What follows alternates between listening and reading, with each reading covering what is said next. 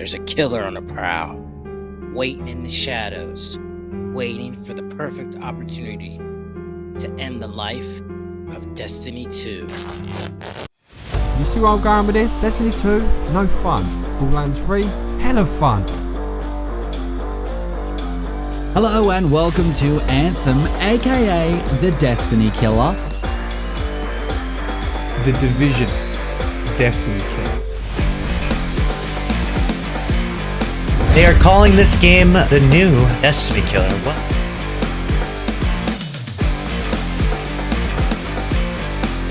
Starfield is the Destiny Killer?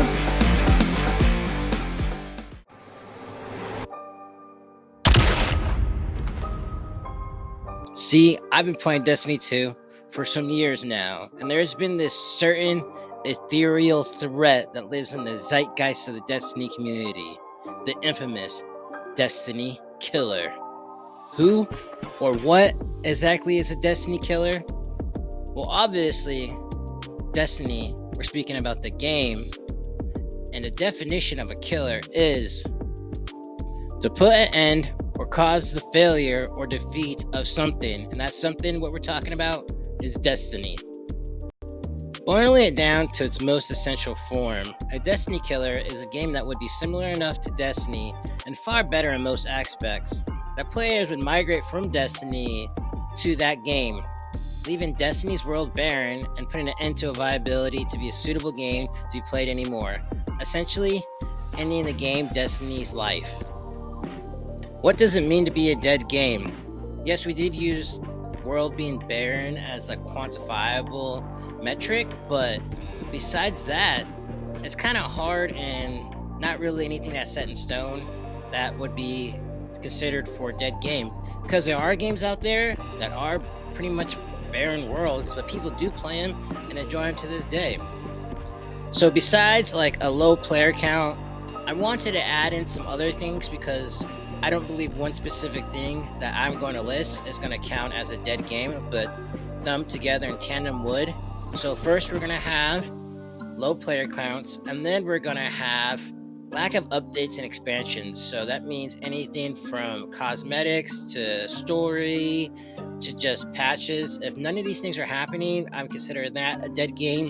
And if the game is really not profitable for the company to keep making or producing or advertising for, I'm considering that a dead game.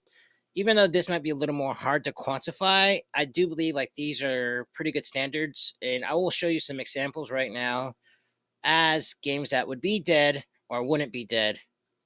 An excellent example for a dead game would be Marvel's Avengers by Square Enix. I think we all can pretty much agree that Marvel's Avengers is a dead game. The hype train was rolling when this game was first announced, but only to have a terrible launch. That led to not cultivating a large dedicated fan base, and they never really reversed the optics of the game, thus having a low player count, and content right now is not being produced, and it only lasted for a couple years after its release. Even though you might not agree with me, but a bad example for a dead game would be Halo Infinite. Similar to the Avengers, the game did have a hype announcement and didn't really live up to that hype. Unlike the Avengers, Halo Infinite had a dedicated fan base, even though it has shrunk since Halo's peak. But nonetheless, there's esports events for Halo alongside consistent yet smaller fan base. Halo Infinite does lack content, but that's more due to the company just being lazy and not really the demand for it. Does Destiny have signs of dying? Perhaps. I mean, the game has been out for 8 years, and there is going to be a natural ebb and flow of players actively engaging with the content of the game. See, this is not an abnormal thing. There has been games that have been out for a while that have low player counts, and then when expansion comes, the player count boosts up, and it ebbs and flows. This seems to be more of a natural thing than a thing that Destiny is suffering that would lead to its death. There's really no shortage of content being produced by Destiny either, even though some players do kind of complain about like drip feed versus giving all the content out at once. We are always given a new season to play with new exotic missions, new strikes, new dungeons, and new raids every single year or multiple times of the year. And let's not forget about those seasonal events. Least we forget about subclasses. We recently got 2 in the past couple years, and we're still waiting on that third one. Alongside that, weapon types have been added, such as the glaive. Keeps Destiny with content being refreshed every so often, which is definitely not a sign of a game that's dying. Everything in Destiny is still playable. There isn't instances where you could go in and it's going to be a long time to find other players to group up with and play these aspects of the game. Are all these meaningful? Not really, no. I mean, Gambit is around, but if I'm being perfectly honest and fair, there are people who love Gambit, and that's like one of the main modes they play.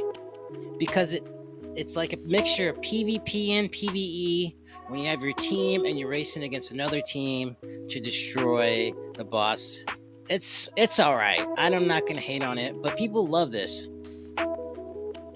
Public events is another thing that seems to pretty much be meaningless right now. But if you do have the desire to play it, you can. Even if other people don't join you, our guardians are so powerful that it's not that hard to really clear a public event by yourself if you're really dedicated and have the weaponry to do it. So to me, that's not really that big of a deal.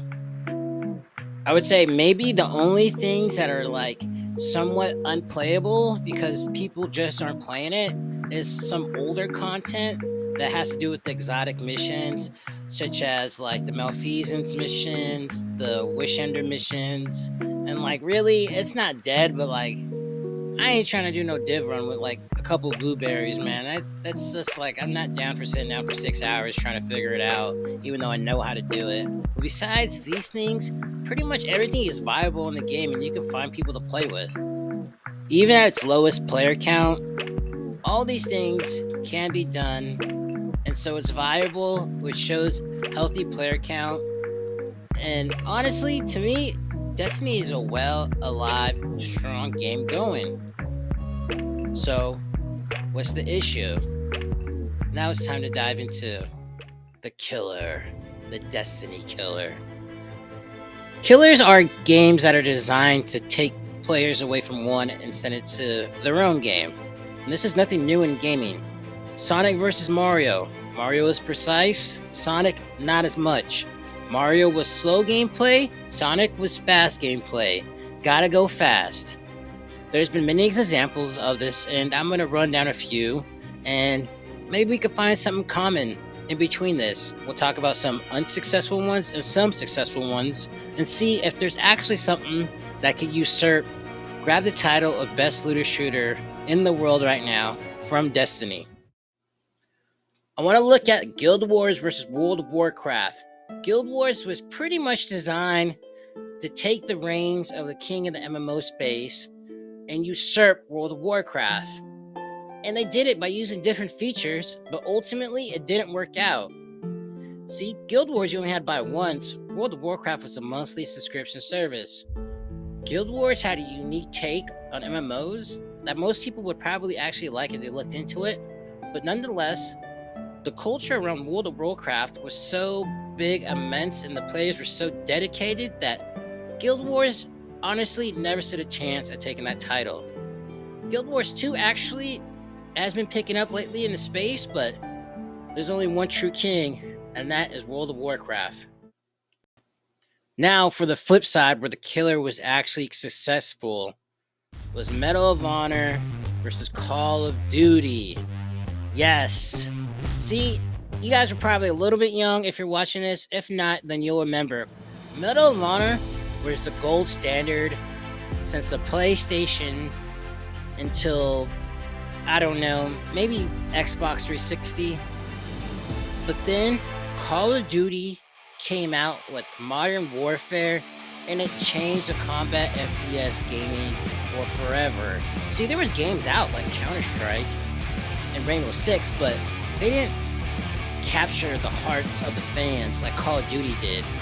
Call of Duty took that, ran with it, Now they're one of the most successful brands in gaming right now. And Medal of Honor, they're kind of nothing really. I mean, they have a VR game which is really good, but they can't hold a candle to Call of Duty right now.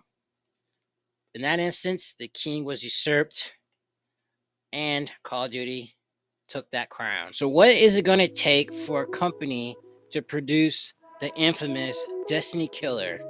Well, we don't have to look too far because companies in the past have tried, and maybe if they just do the opposite, it might work. I highly doubt it though. I kind of want to start out with EA's game, Anthem. Anthem was an open world looter shooter, which was in third person view, and most people would agree it had tremendous potential. The graphics were amazing, and just the style, it emulated Destiny, but it seemed like it took it a little further. It was, I would say, a legit threat to take away Destiny's players and become that Destiny killer we were all talking about. The thing about Anthem though, it was that it was too buggy and it kind of was misleading. Though it was an open world, the loading times were insane and just I couldn't manage it, and majority of the audience could not. And by the time EA was able to fix that, the reputation was so bad for the game that it was just too late. Anthem did have dedicated players to the very end, but they closed their servers not too long ago, and Anthem ended up being killed by trying to kill Destiny. Next up to bat, it's Borderlands 3. Yes, the wildly successful Borderlands and its third installment had this buzz around it saying it was going to be a Destiny killer. But we all kind of know it didn't live up to hype. So let's take a little bit deeper dive and talk about it. Riding the success of the previous titles of the Borderlands series, Borderlands 3 came in like a roaring lion. The pre-orders were out of this mind. I think it was close to one of the top selling ever pre-ordered games. And 2K shipped out about 5 million copies within the first 5 days of this game coming out. It was tremendous. People really thought this game was going to end Destiny. And this is like the most wildest story, like just doing research on it, because Borderlands 3 did end up selling like 15 million copies, but due to its bugginess, its poor matchmaking, and I like to believe like Borderlands 3 lore telling was not that great, its player count really decreased and not really officially dead, but it's not uncommon to run across a thread or watch a YouTube video. Really, people sad that the game is in a dead state. Well, Destiny, alive and thriving. Outriders recently came out within the past 2 years, and it seemed to have like a real good shot at usurping Destiny. I felt in my heart it wouldn't, but when you saw the reception for it, it seemed pretty good. A lot of people were reviewing it, and even a lot of Destiny streamers are streaming it and like beating the game. I think the major downfall for Outriders was that the campaign was good. It's just it never really followed up with the same level and same success with the expansions.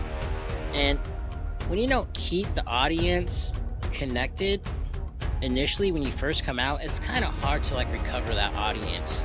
And people do move on in this gaming day and age because there's always a new AAA, nice, fun title they're playing, or some cool indie game that no one ever heard about, and everyone's jumping on and capturing. And ultimately, Outriders just kind of fizzled out and can never reclaim that initial burst that it had. There are a few other titles I kind of want to talk about that challenge Destiny, quote unquote, like the Division 2, recently Redfall, which GameSpot made a whole video about, like, games need to quit trying to be Destiny. You had Halo Infinite, which I believed was really a real big threat, but they fumbled that, and that's a whole nother video. If you want to watch the video, watch Ackman's on it. There's a whole thing on it. Warframe, which came out before Destiny 2, but, like, I don't know if it's actually like a Destiny killer because they've been around coexisting for so long, like side by side, and it never really seemed to pull away that Destiny audience. And then there's some that like don't really make sense. Starfield just came out with their preview, and people online are already saying this is the next Destiny killer, like this is gonna be it. But it doesn't really even like cross-pollinate. Like it's not even the same type of game. That's like saying Skyrim is gonna get rid of World of Warcraft. Like it doesn't make sense to me. You can play Starfield, you can play Destiny, it's all good and fine. And then the most recent biggie, this is actually the biggie, is Diablo 4. Like I said before, Destiny is a first-person looter shooter. Diablo 4 is an action RPG. There has been a little bit of Twitter spat back and forth, but like any other game, Diablo has their dedicated fan base, and people do love Diablo, don't get me wrong, and they're willing to play it. It's just, I don't know how long a casual audience is going to last playing Diablo 4, because there is drop-offs like any other game, and Diablo is destined to have one as well. It's safe to say Destiny's monetization model really is what people desire.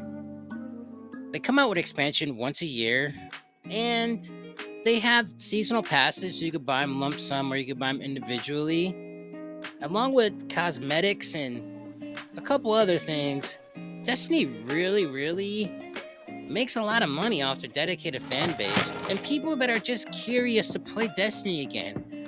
It's kind of hard pressed to find somebody that at least hasn't heard of Destiny who plays video games, and they more than likely have tried it, because the hype off of Bungie leaving Halo and developing Destiny got a lot of people to initially try Destiny 1. And people kind of want to go back and see what's going on with Destiny. And when you do that, you buy the expansion, and that's money, baby. Even though it is a free game technically, I like to be more like the free to try, because all the newer stuff people are doing are pretty much behind a paywall. Point blank, down to the nitty gritty of it, Destiny is not a dying game. Though people do believe that like the player numbers are dropping, but the stats just don't prove it. There is a kind of a bad taste in people's mouth right now. The game seems to be stagnant, and players are kind of getting fed up. But if you look at the numbers played just on Steam, Destiny player count isn't dropping off at all. Can it? Probably. Is it right now? No. Destiny's earning money, has a solid player count, and still has expansions and updates frequently. For that, I don't think Destiny is really dying. Okay, you get it. Destiny definitely seems to be alive and well, even though there's ebbs and flows. Destiny is a game that's worth something to a company, and that thing is billions of dollars. So why is this Destiny Killer moniker just be spread around like wildfire around the community? Well, I got a couple theories, so if you disagree with them, let me know down in the comments, but I'm gonna run through them and let me know if you agree or disagree. Destiny is an aging game. It's been out about 9 years, and Destiny 2 has been out about 6. Now, we just don't play one game as gamers. Let's be real. We do have a main game, but we don't play just one. When people see newer, nicer, more appealing games to come out, and they have some form of value, they feel like perhaps maybe other Destiny players will see the value in this game that they may enjoy. But the issue with that is that people just don't play a game for what value it can provide them. When people are committed to a game like Destiny, it provides them enough value, whether it's gameplay, whether it's story, whether it's just hanging out with your friends, chit-chatting. Because if you move to another game, you kind of have to re-immerse yourself all back into that cycle. And that's kind of hard to persuade someone to do that if you're not 100% dedicated to doing that. Number 2, players just get bored of the gameplay. Though Bungie does try to mix it up, add new exotics that have different perks and new game modes, along with some of the new subclasses that are coming out, it's still essentially the same game. And I think people just kind of get bored with that. And when they find a game that provides them new, exciting feelings, they want their friends in the Destiny community to transfer over to that community and experience this new, exciting gameplay style. Number 3, it's just trolling. Like, a lot of people like to troll, poke the bear.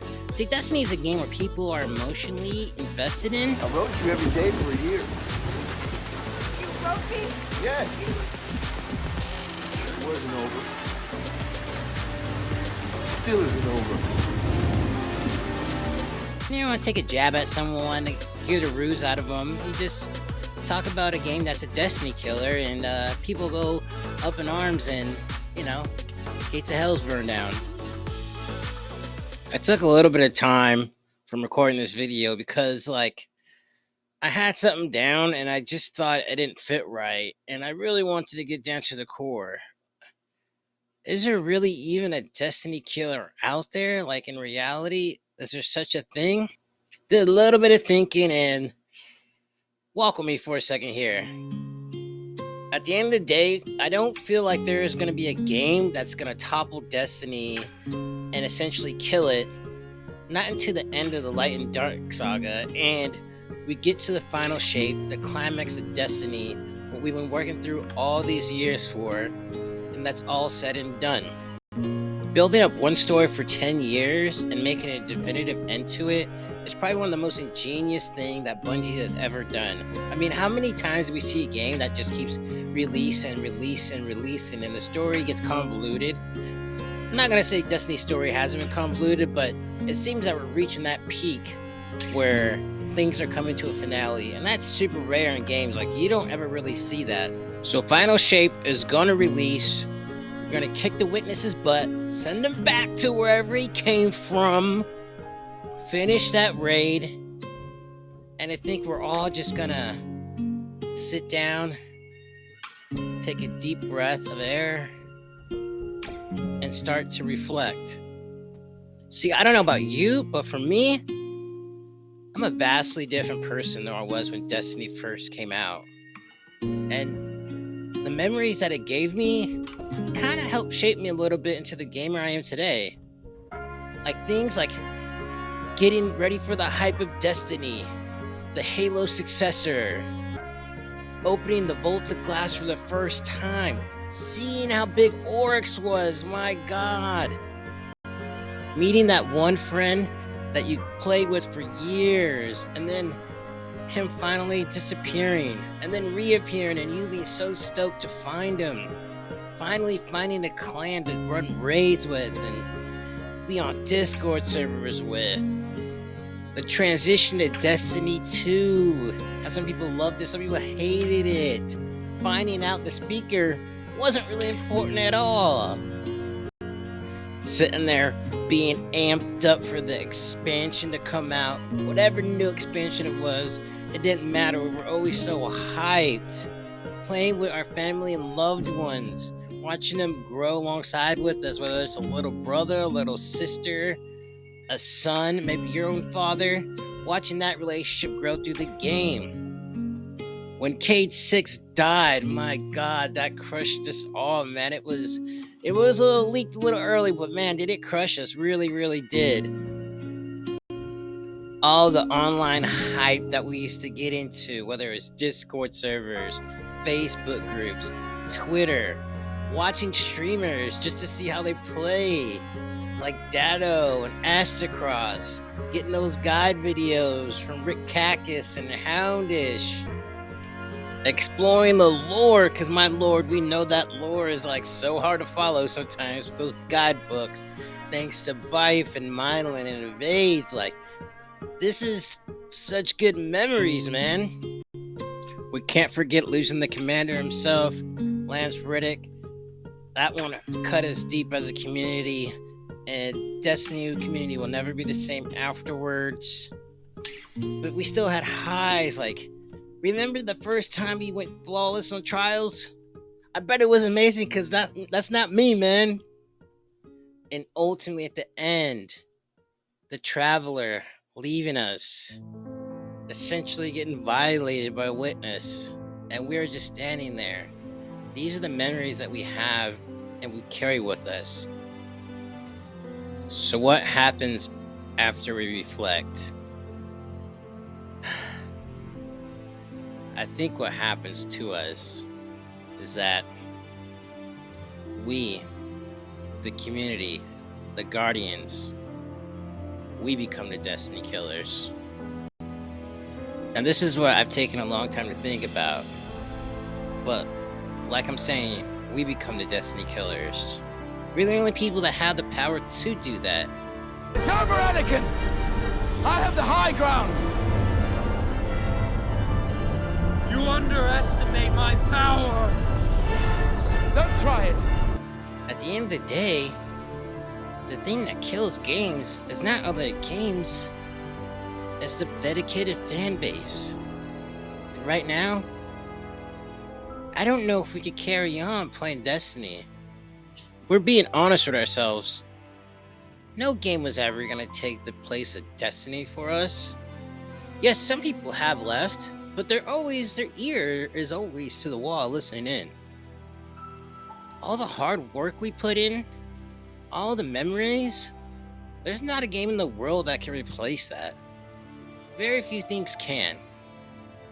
With the Light and Dark saga coming to a conclusion, Destiny's in for some major changes.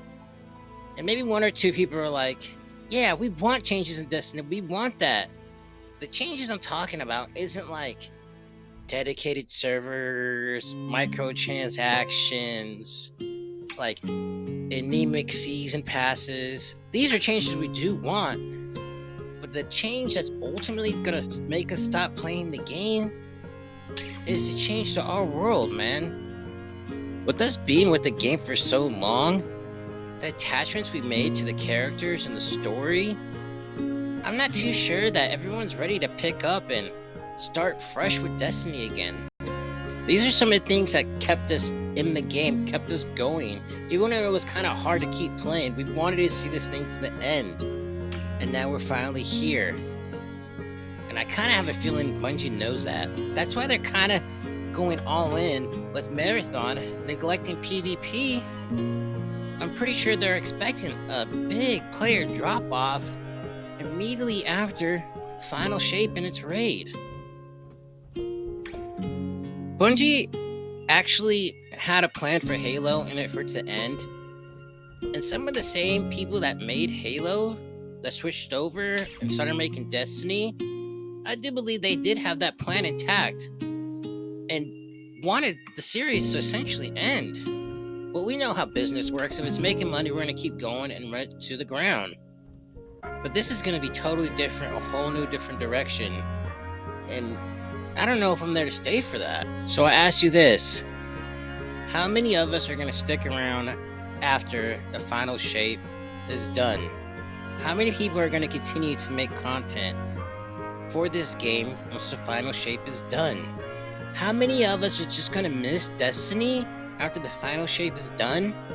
Try to pick it back up and just drop it again because it doesn't have the same feel as it once did. And when we finally get to the end of that question, we'll know if we are the true Destiny Killers or not.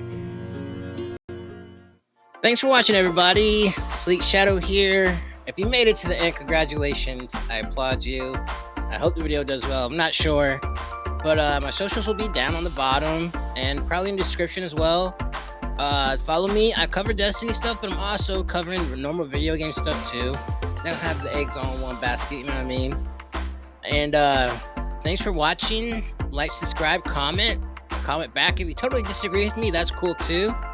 Comment out in the comment section, man. Thanks for watching. Have a great day.